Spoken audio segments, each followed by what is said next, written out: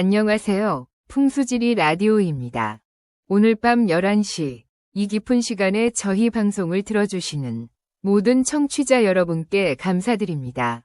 밤이 깊을수록 우리 주변의 경계가 흐려지고 보이지 않는 세계의 이야기들이 더욱 생생하게 들려오는 법이죠. 오늘은 전북 정읍에 사시는 60대 김정숙 씨의 사연을 들려드리겠습니다. 조상님을 기리기 위해 올랐던 성묘길. 그러나 그날의 선택이 3대에 걸친 가문을 송두리째 무너뜨릴 줄은 아무도 몰랐습니다. 이 사연은 다소 음산하고 무거운 이야기입니다. 하지만 우리 모두가 알아야 할 중요한 교훈이 담겨 있으니 끝까지 함께 들어주시기 바랍니다. 산소에 절대 가져가선 안 되는 음식이 있습니다. 김정숙 씨는 이 문장을 뒤늦게서야 뼈저리게 실감했다고 합니다. 그녀의 이야기는 단순한 미신담이 아닙니다. 실제로 벌어진 일련의 사건들이 얼마나 무서운 연관성을 가지고 있는지 여러분께서 직접 판단해 보시기 바랍니다. 사건의 시작은 성묘를 떠나기 하루 전날 밤이었습니다. 김정숙 씨는 그날 밤 이상한 꿈을 꾸었다고 합니다. 꿈속에서 돌아가신 시아버지가 나타나 심각한 표정으로 말했다고 해요. 정수가, 내일 산소에 오지 마라. 아니, 온다면 꼭 지켜야 할 것이 있다. 붉은 것, 매운 것, 날카로운 것은 절대 가져오지 마라. 그리고 숫자를 조심해라. 꿈속의 시아버지는 평소와 달리 창백하고 초조한 모습이었습니다. 손가락이 벌벌 떨리며 무언가를 간절히 경고하는 듯했죠. 정숙 씨는 꿈에서 깨어 식은땀을 흘렸습니다. 너무나 생생한 꿈이었거든요. 하지만 평소 미신을 믿지 않던 그녀는 그저 꿈일 뿐이라고 생각하며 다시 잠들었습니다.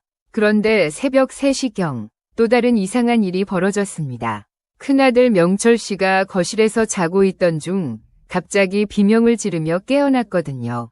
그는 온몸에 식은땀을 흘리며 어머니를 깨웠습니다. 어머니, 방금 할아버지가 꿈에 나타나셨어요.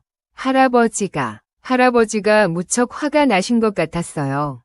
내 자손들이 나를 모독하려 하는가 하시면서 눈이 새빨갛게 변했어요. 명철 씨의 아내 순희 씨도 이상한 경험을 했다고 털어놨습니다. 그날 밤 자정쯤 부엌에서 물을 마시려고 나왔는데 냉장고 문이 저절로 열려 있더라는 거예요. 분명히 닫고 잤는데 말이죠. 그런데 더 이상한 건 냉장고 안에서 이상한 냄새가 났어요. 썩은 냄새도 아니고 뭔가 타는 듯한 매캐한 냄새였어요. 둘째 아들 명호 씨 역시 그날 밤 휴대폰 알람이 새벽 3시 33분에 저절로 울렸다고 했습니다. 분명히 알람을 맞춰놓지 않았는데 말이죠. 가족들이 각자 이상한 경험을 털어놓자 정숙 씨는 조금 불안해졌습니다. 하지만 이미 성묘 준비를 다 해놓은 터라 그냥 우연의 일치겠지 하고 넘어갔습니다. 다음 날 아침, 음력 8월 보름날이었습니다. 김정숙 씨는 평소보다 서둘러 재물 준비를 시작했습니다. 원래는 전날 미리 준비하려 했는데 큰며느리 순희 씨가 갑작스럽게 몸살이 나서 도움을 받을 수 없었거든요. 에이, 뭐 대충 준비해도 조상님은 마음만 봐주시겠지. 그녀는 냉장고를 뒤져 급히 음식을 준비했습니다. 김밥, 떡, 그리고 전날 저녁에 끓여둔 김치찌개를 타퍼에 담았어요. 거기에 집에서 기르던 열무로 담근 매콤한 열무김치, 고춧가루가 많이 들어간 오이 무침도 함께 준비했습니다. 과일도 있어야 하는데 하며 바구니를 뒤지다가 복숭아 2개를 발견했어요. 개수가 짝수여서 더 좋다고 생각했습니다. 그런데 재물을 준비하는 동안 계속해서 이상한 일들이 벌어졌습니다. 먼저 김치찌개를 타퍼에 담는 순간 그릇이 손에서 미끄러져 바닥에 쏟아질 뻔했어요. 겨우 붙잡았지만 뜨거운 국물이 손등에 튀어 화상을 입었습니다. 아이고, 오늘 왜 이래. 그 다음에는 복숭아를 씻으려고 하는데 수돗물이 갑자기 빨간 물이 나오는 거예요. 놀라서 수도관리사무소에 신고했더니 배관에는 아무 이상이 없다는 답변만 돌아왔습니다. 가장 기묘했던 것은 준비한 음식들을 한 곳에 모아두자 파리가 떼지어 몰려든 일이었어요. 분명히 뚜껑을 다 덮어놓았는데도 말이죠. 파리들은 평범한 파리가 아니었습니다. 유난히 크고 검었으며 윙윙거리는 소리가 마치 무언가를 중얼거리는 것 같았어요. 정숙 씨의 4살 손녀 민지는 그 모습을 보더니 갑자기 울음을 터뜨렸습니다. 할머니, 나쁜 벌레들이야. 나쁜 벌레들이 화났어. 아이는 계속해서 검은 것들이 화났다며 울었고 재물이 담긴 상자 근처에는 절대 가려 하지 않았습니다. 오후 2시경 김정숙 씨 가족은 승용차 2대에 나누어 타고 선영이 있는 산으로 향했습니다. 평소 30분이면 갈 수 있는 거리였는데 그날은 이상하게도 길이 막히고 차가 자주 고장났어요. 첫 번째 차에는 정숙 씨와 큰아들 명철 씨, 그리고 손녀 민지가 탔습니다. 두 번째 차에는 둘째 아들 명호 씨와 두 며느리가 탔죠. 출발한 지 10분도 안 되어 첫 번째 이상한 일이 벌어졌습니다. 명철 씨가 운전하던 차의 라디오에서 갑자기 이상한 소리가 나기 시작한 거예요. 조심하라. 돌아가라. 오지 마라. 마치 누군가 속삭이는 것 같은 소리였습니다. 명철 씨가 라디오를 끄려 했지만 꺼지지 않았어요. 오히려 소리가 더 커졌습니다. 뒷자리에 앉던 4살 민지가 갑자기 소리쳤습니다. 할아버지가 화났어. 할아버지가 오지 마 하고 있어. 정숙 씨가 뒤돌아보니 아이의 얼굴이 창백해져 있었어요. 그리고 아이가 가리키는 방향을 보니 차창 밖으로 까마귀 한 마리가 계속 따라오고 있었습니다. 두 번째 차도 문제가 생겼습니다. 갑자기 엔진에서 이상한 소리가 나더니 속도가 떨어지기 시작했어요. 명호 씨가 급히 길가에 차를 세우고 확인해 봤지만 정비사가 와서 봐도 특별한 이상이 없다고 했습니다. 그런데 정비를 마치고 다시 출발하려는 순간 두 번째로 기묘한 일이 벌어졌습니다. 차 안에 실어둔 재물 상자에서 갑자기 톡톡 소리가 나기 시작한 거예요. 마치 누군가 안에서 두드리는 것 같았습니다. 큰며느리 순희 씨가 상자를 열어보니 김치찌개 용기의 뚜껑이 저절로 열려 있었어요. 그리고 국물 표면에 기름방울들이 이상한 모양을 만들고 있었습니다. 마치 한자 같기도 하고 사람 얼굴 같기도 한 모양이었죠. 둘째 며느리 미영 씨는 그 모양을 보더니 갑자기 메스꺼린다고 했어요. 뭔가가 우리를 싫어하고 있는 것 같아요. 이 음식을 보고 화내고 있는 것 같아요. 하지만 이미 늦은 시간이었고 산까지 와버린 터라 그냥 성묘를 강행하기로 했습니다. 오후 4시 반경 드디어 선영이 있는 산 입구에 도착했습니다. 평소에는 등산객들로 북적이던 곳인데 그날은 이상하게도 아무도 없었어요. 주차장도 텅 비어 있었고 산 초입의 매점 아주머니도 보이지 않았습니다. 산 입구에서니 왠지 모르게 으스스한 기운이 느껴졌어요. 가을이라고 해도 오후 4시 반이면 아직 밝을 시간인데 산안은 이상하게 어두웠습니다. 날씨가 흐려서 그런가? 명철 씨가 중얼거렸지만 하늘을 올려다보니 구름 한 점 없이 맑았어요. 재물 상자들을 나누어 들고 산길을 오르기 시작했습니다. 평소 20분이면 오를 수 있는 거리였는데 그날은 왠지 길이 더 험하고 어려워 보였어요. 가장 앞서 걷던 명호 씨가 갑자기 멈춰 섰습니다. 이상하다. 길이 바뀐 것 같은데 분명히 여러 번 와봤던 길인데 평소와 달라 보였던 거예요. 나무들의 배치도 다르고 길의 굽이도 달랐습니다. 설마 길을 잘못 들어선 건 아니겠지? 순희 씨가 불안해했습니다. 그때 4살 민지가 또다시 울음을 터뜨렸어요.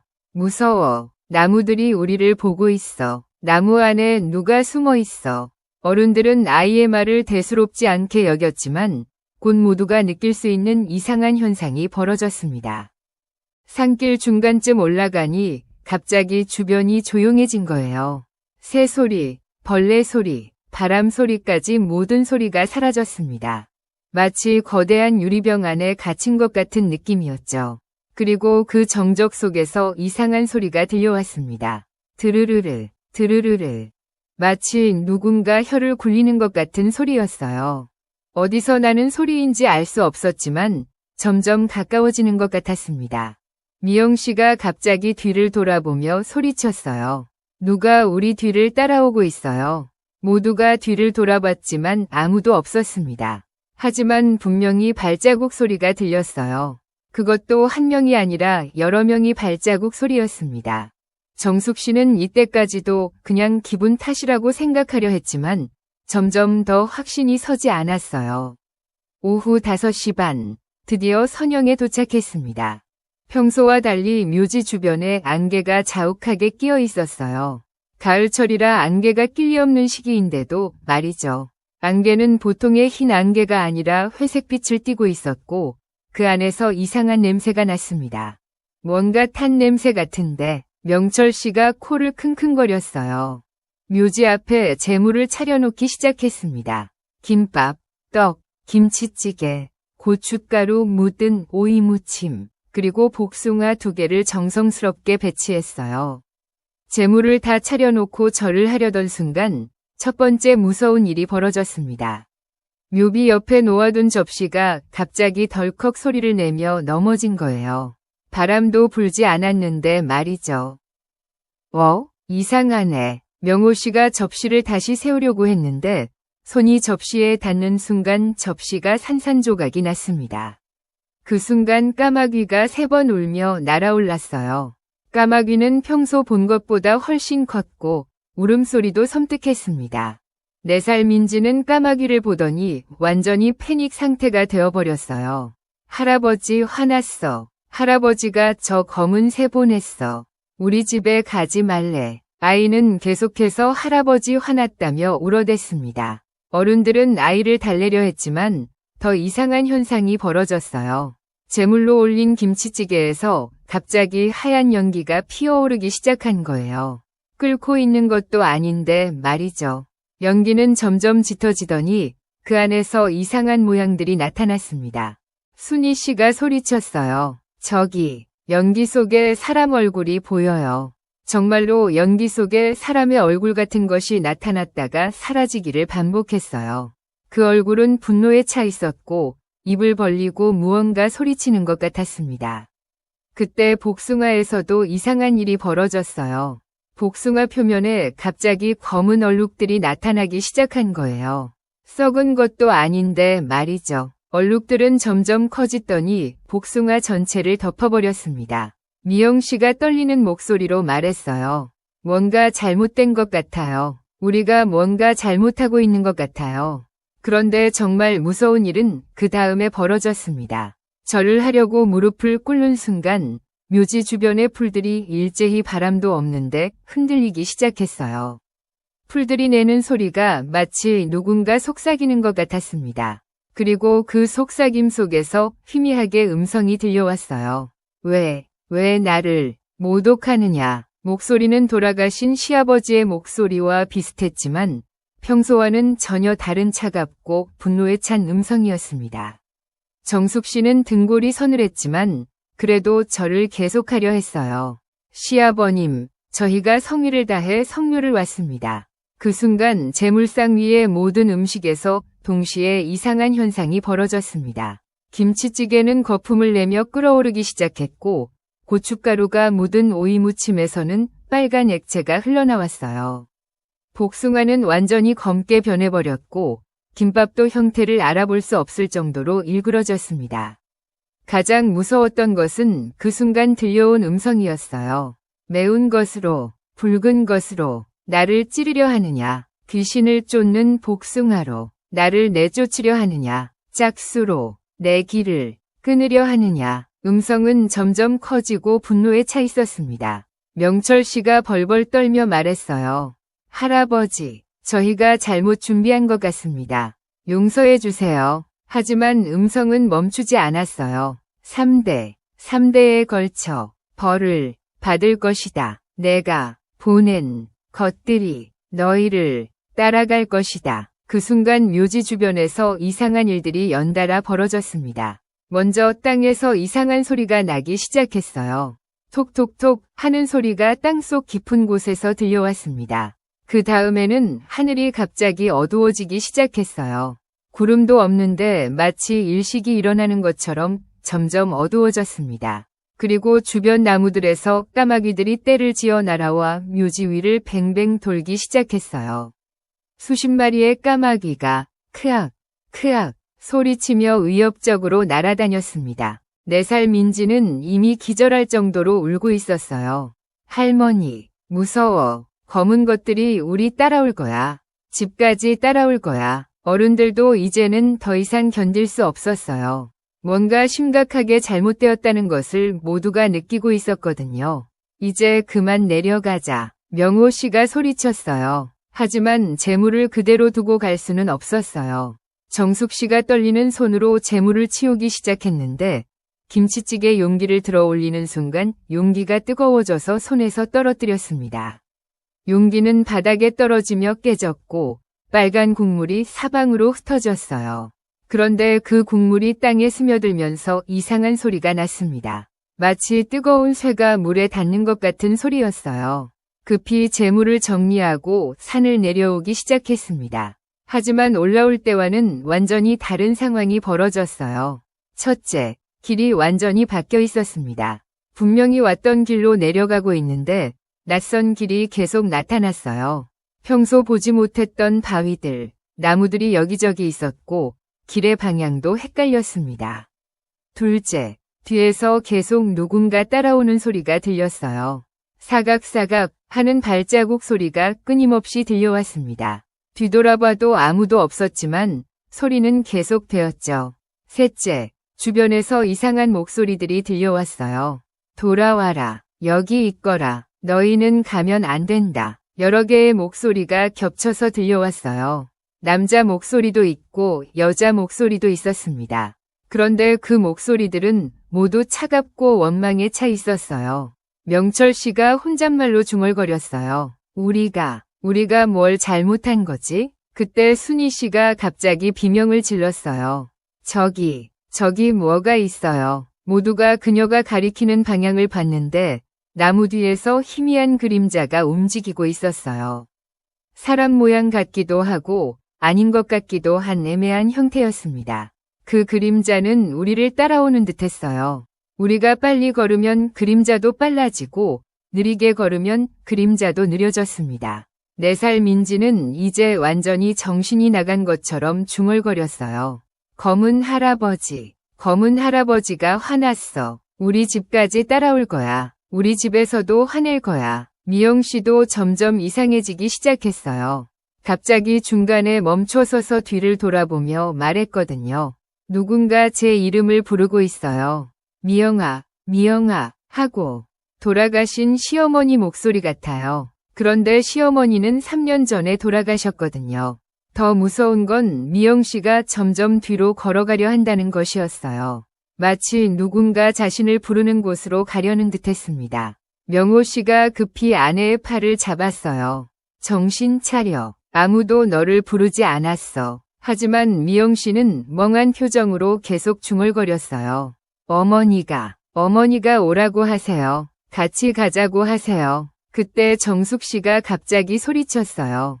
모두 손을 잡고 빨리 내려가자. 절대 뒤돌아보지 마. 저녁 8시경 간신히 집에 도착했습니다. 모두들 지쳐 있었고 특히 4살 민지는 열이 펄펄 끓고 있었어요.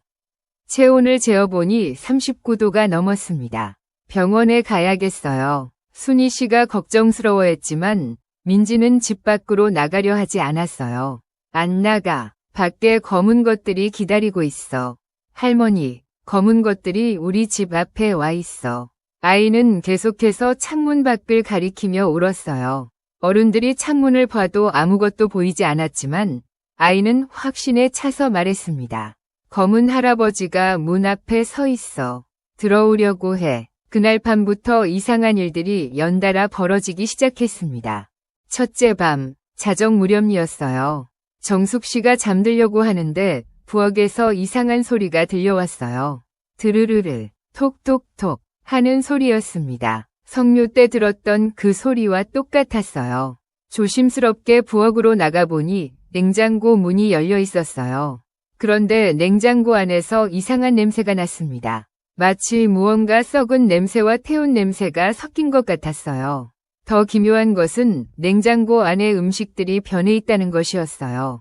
김치는 완전히 검게 변해 있었고 고춧가루는 더 빨갛게 변해 있었습니다. 냉장고에 있던 복숭아도 산에서 본 것처럼 검은 얼룩이 생겨 있었어요. 정숙 씨가 급히 변한 음식들을 버리려고 했는데 쓰레기통에 넣는 순간 쓰레기통에서 연기가 피어올랐어요. 둘째 밤에는 더 무서운 일이 벌어졌습니다. 큰아들 명철 씨네 집에서도 이상한 일이 시작된 거예요. 명철 씨가 새벽 3시경 갑자기 깨어났는데 거실에서 누군가 걸어다니는 소리가 들렸어요. 타닥타닥 하는 발자국 소리였습니다. 조심스럽게 거실로 나가봤지만 아무도 없었어요. 하지만 바닥에 젖은 발자국이 남아 있었습니다. 그런데 그 발자국은 현관에서 시작해서 부엌으로 이어져 있었어요. 부엌으로 가보니 가스레인지가 켜져 있었어요. 분명히 끄고 잤는데 말이죠. 그리고 가스레인지 위에는 빈 냄비가 올라가 있었는데 냄비 바닥이 새까맣게 탔어 있었습니다. 가장 무서웠던 것은 그 탄 냄비에서 나는 냄새였어요. 마치 고춧가루를 태운 것 같은 매캐한 냄새가 집안 전체에 퍼져 있었거든요.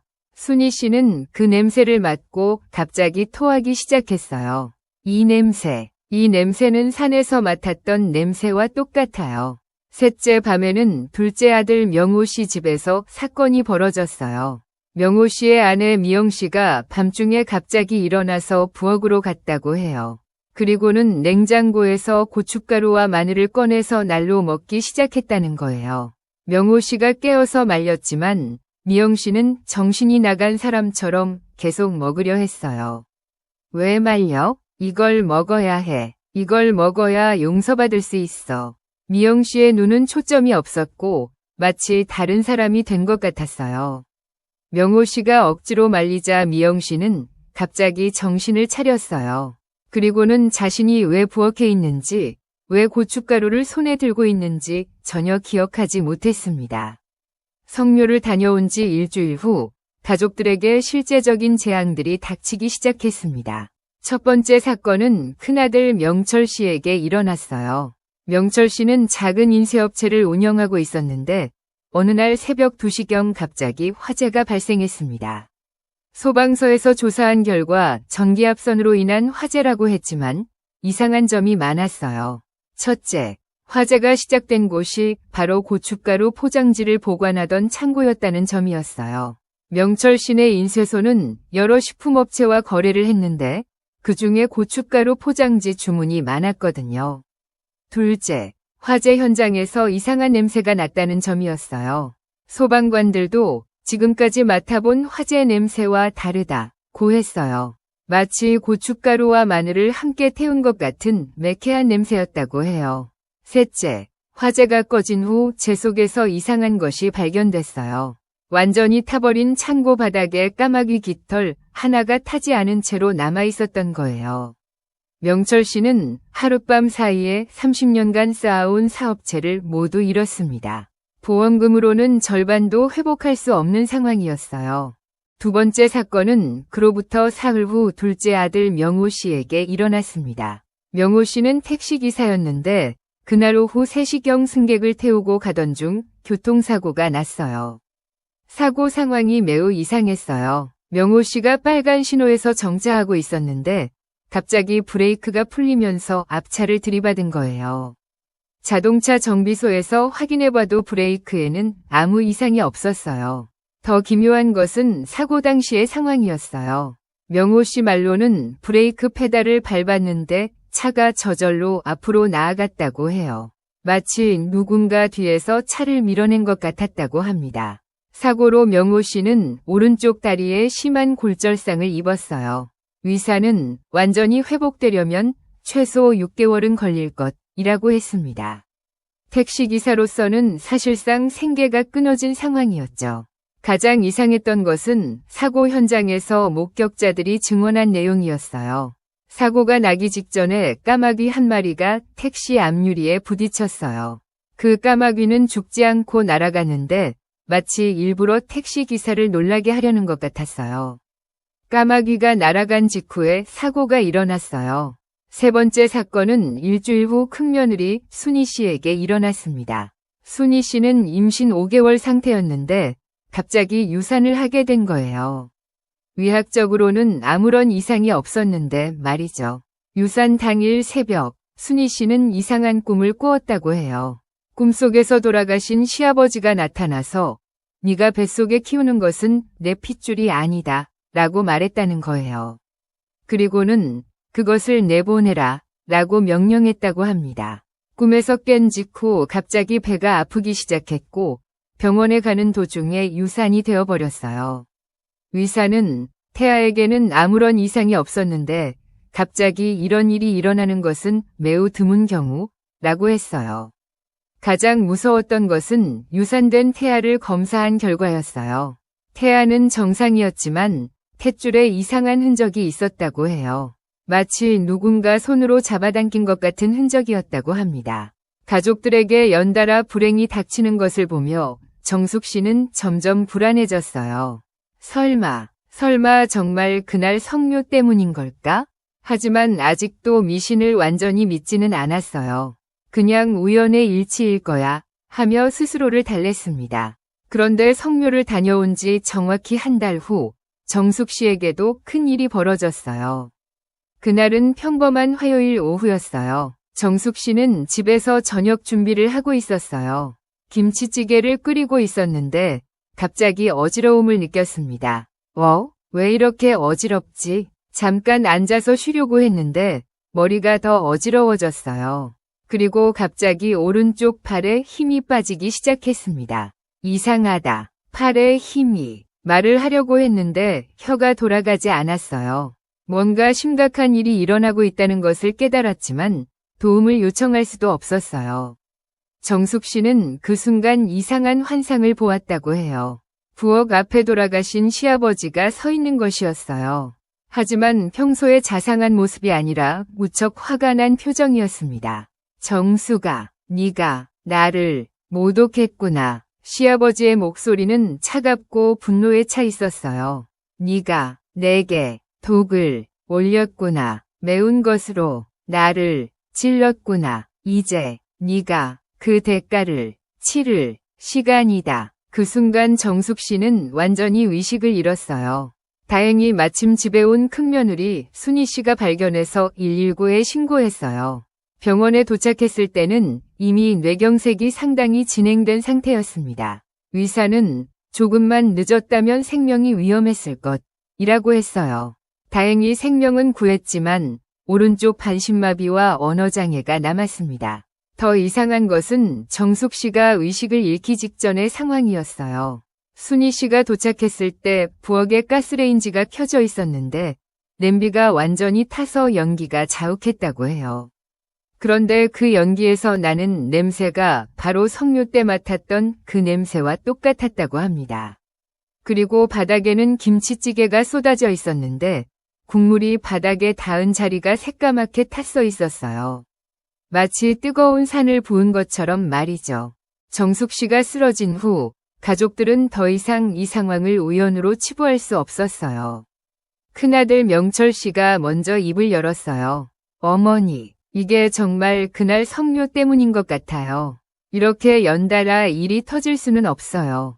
둘째 명호 씨도 동의했어요. 저도 그렇게 생각해요. 사고 나기 전에 계속 이상한 꿈을 꿨거든요.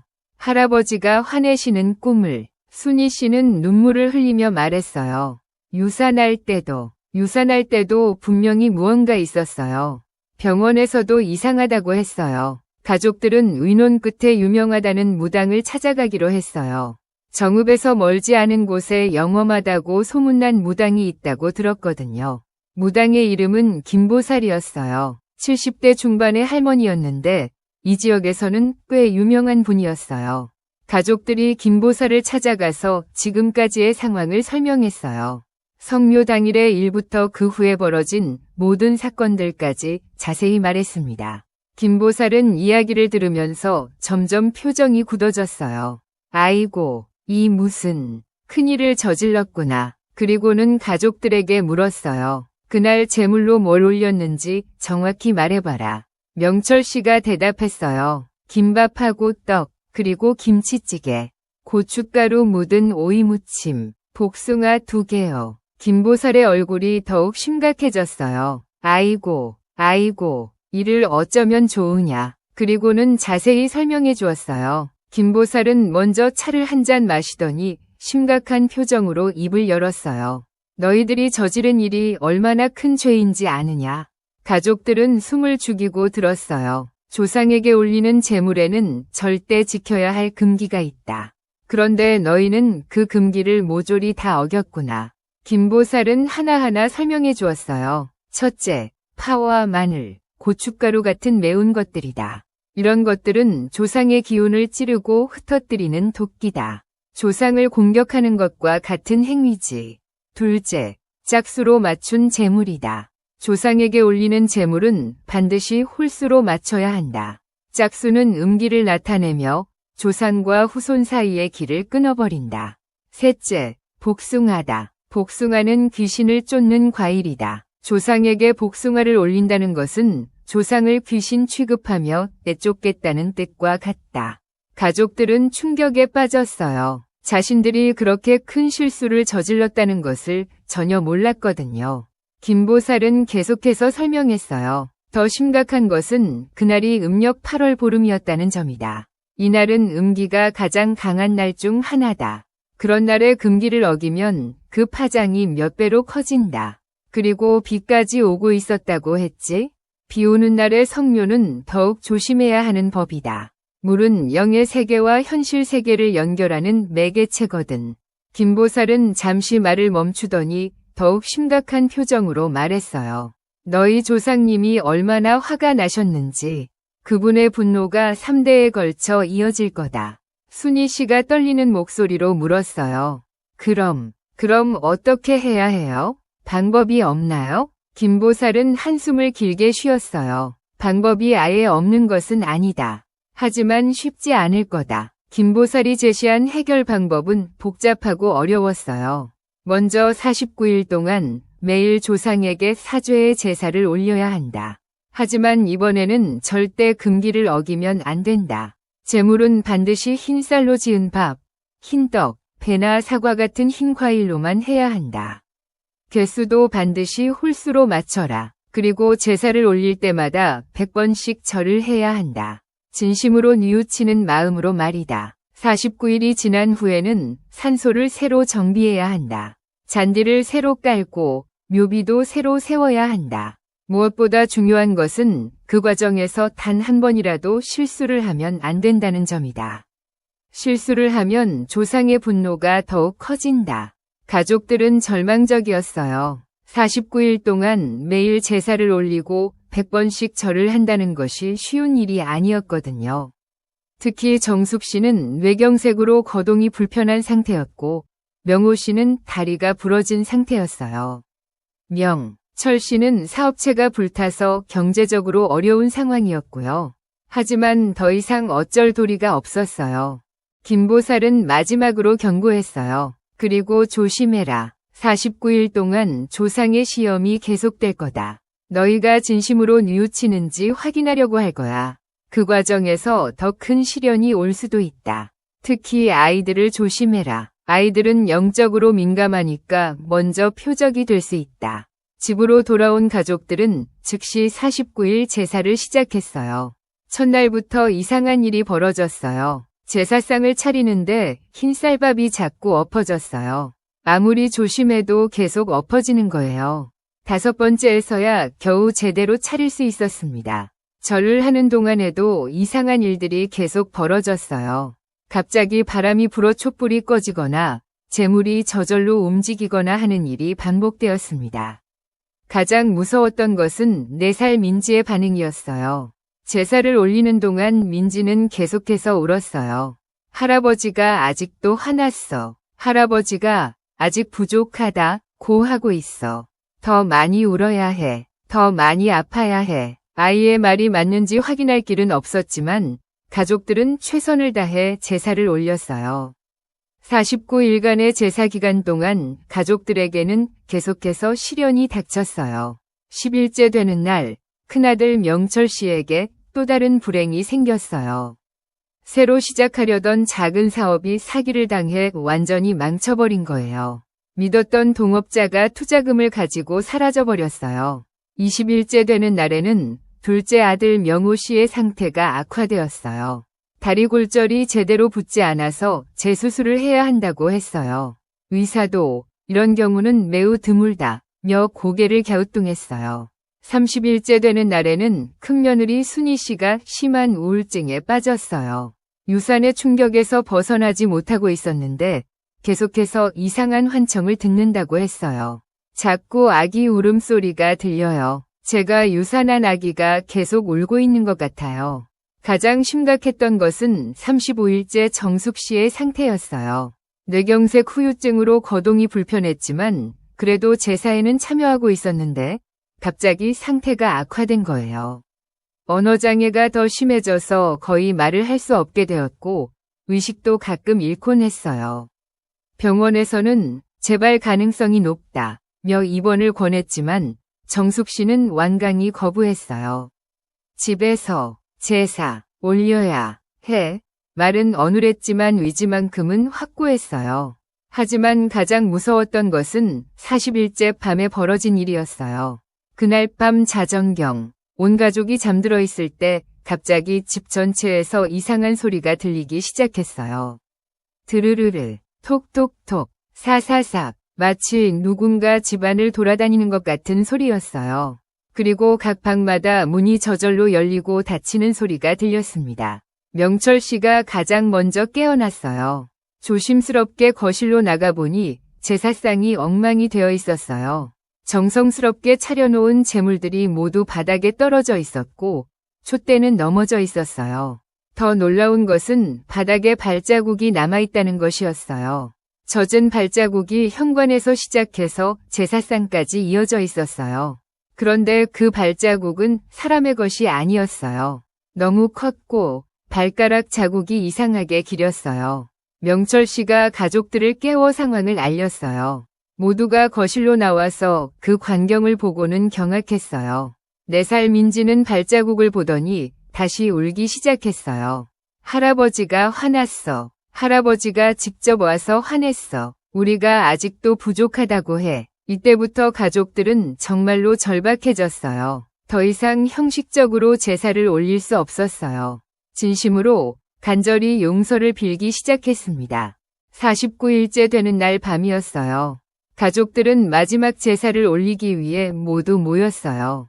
정숙 씨도 휠체어에 의지해서 참석했어요. 그날따라 제사상을 차리는 것부터 순조롭지 않았어요. 양초가 자꾸 꺼지고 재물들이 자꾸 엎어졌어요. 마치 마지막까지 시험을 받는 것 같았어요.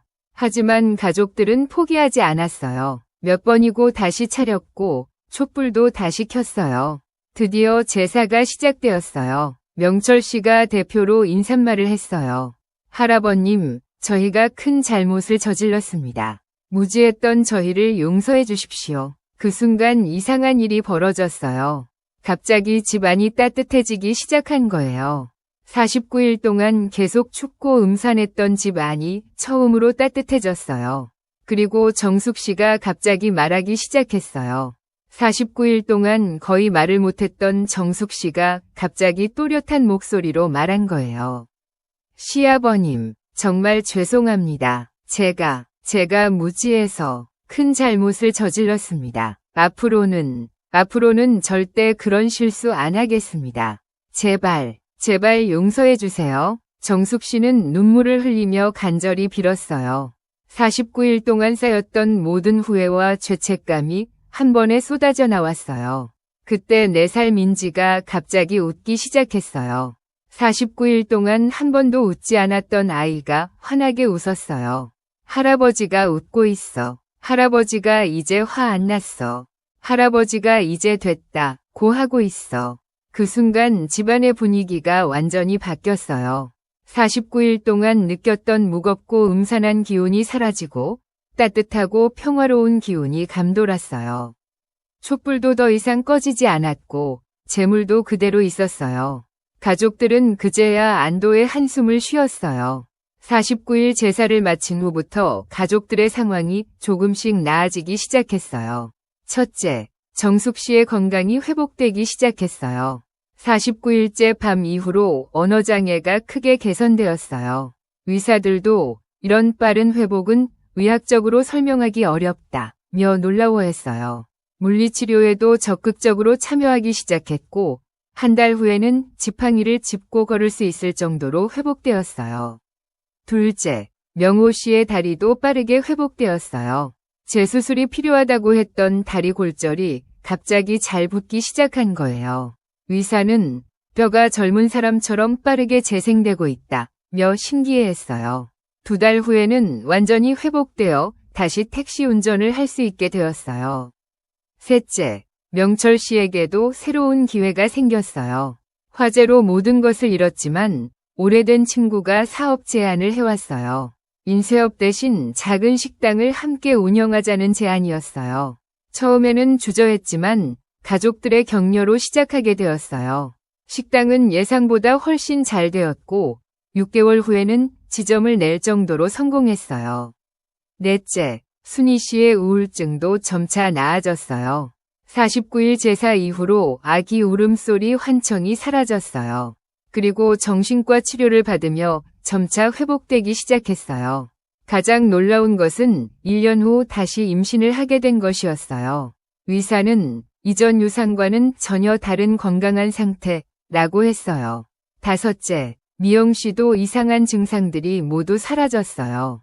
49일 동안 가끔 나타났던 목류병 증상과 이상한 행동들이 완전히 사라졌어요.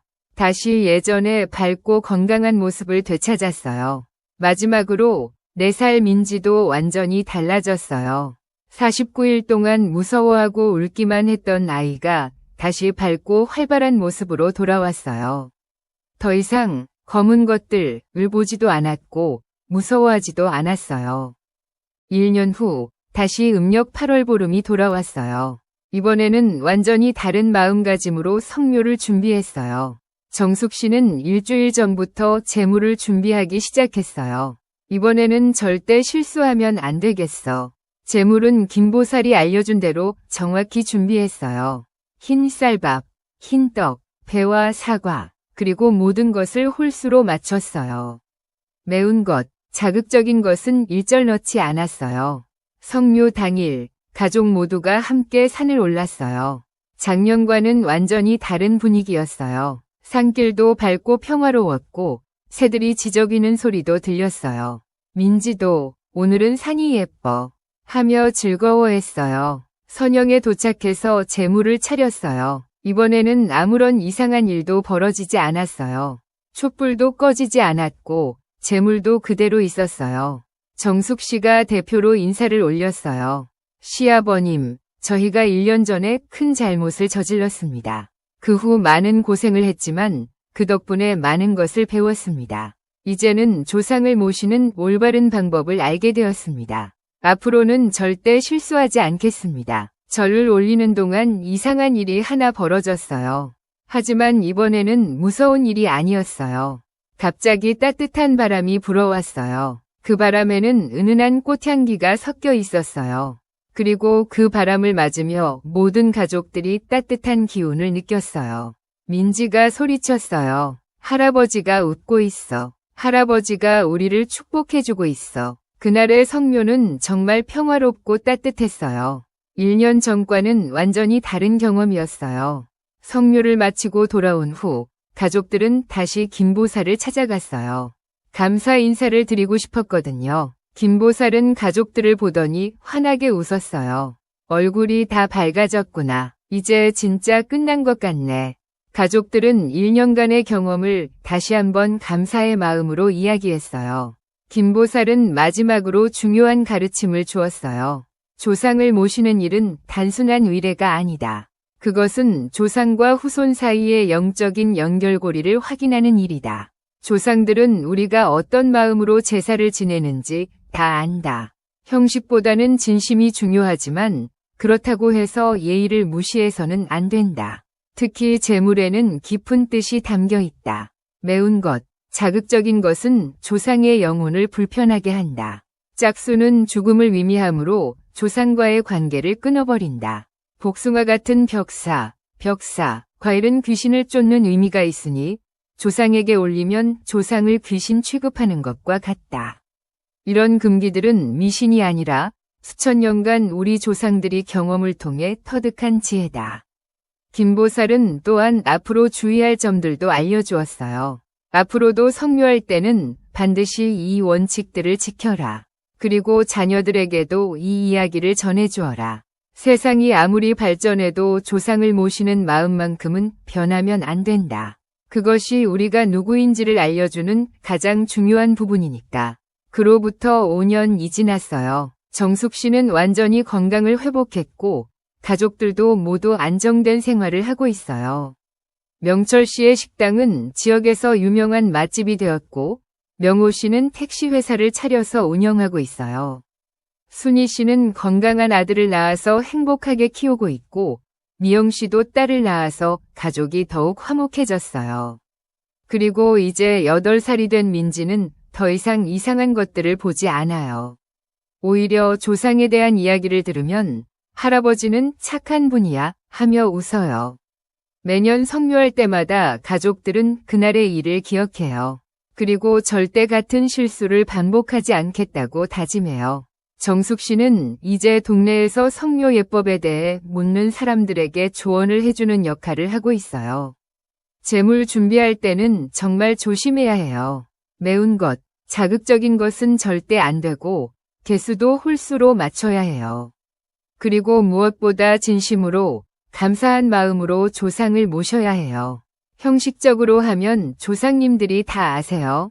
젊은 사람들 중에는 요즘 시대에 그런 것까지 신경 써야 하나 하는 사람들도 있어요. 하지만 정숙 씨는 자신의 경험담을 들려주며 설득해요. 저도 전에는 그런 생각이었어요. 하지만 정말 큰 일을 당하고 나서야 깨달았어요. 조상을 모시는 일은 단순한 미신이 아니에요. 최근에는 손자, 손녀들에게도 이 이야기를 들려주고 있어요. 할머니가 왜 이런 이야기를 하는지 지금은 이해 못할 거야. 하지만 나중에 어른이 되면 꼭 기억해둬야 해. 조상님들은 우리를 지켜주시는 분들이야. 하지만 잘못 모시면 오히려 화를 낼 수도 있어. 그러니까 항상 예의를 지켜야 해. 김정숙 씨의 이야기는 여기까지입니다. 청취자 여러분, 어떻게 들으셨나요? 어떤 분들은 현대사회에 무슨 그런 일이 하며 믿지 않으실 수도 있어요. 하지만 이 모든 것은 실제로 벌어진 일들입니다. 저희 제작진도 직접 정읍에 내려가서 김정숙 씨와 가족들을 만나보았습니다. 그리고 당시 상황을 증명할 수 있는 여러 자료들도 확인했어요. 병원 기록, 사업장 화재 관련 서류, 교통사고 관련 문서 등이 모두 실제로 존재합니다. 물론 이 모든 일들이 정말 성묘 때의 잘못된 재물 때문인지는 과학적으로 증명할 수 없어요. 우연의 일치일 수도 있고 심리적인 영향일 수도 있어요. 하지만 중요한 것은 조상을 모시는 우리의 마음가짐입니다. 우리나라는 수천 년간 조상을 모시는 문화를 이어왔어요. 그 과정에서 축적된 예법과 금기들에는 분명히 깊은 의미가 있을 거예요. 현대 사회에 살고 있지만 그렇다고 해서 전통을 완전히 무시해서는 안 될 것 같아요. 특히 조상을 모시는 일은 우리의 정체성과 직결되는 문제니까요. 이번 추석, 성묘를 가시는 분들은 재물 준비에 좀 더 신경 써보시는 것은 어떨까요? 매운 것, 자극적인 것은 피하시고 개수도 홀수로 맞춰보세요. 그리고 무엇보다 진심으로 감사한 마음으로 조상을 모셔보세요. 설령 과학적 근거가 없다고 하더라도 조상에 대한 예의를 지키는 것은 결코 손해가 되지 않을 테니까요. 오늘 밤 여러분의 꿈에 조상님들이 웃는 얼굴로 나타나시기를 바랍니다. 지금까지 풍수지리 라디오였습니다. 청취해주셔서 감사합니다. 좋은 밤 되세요.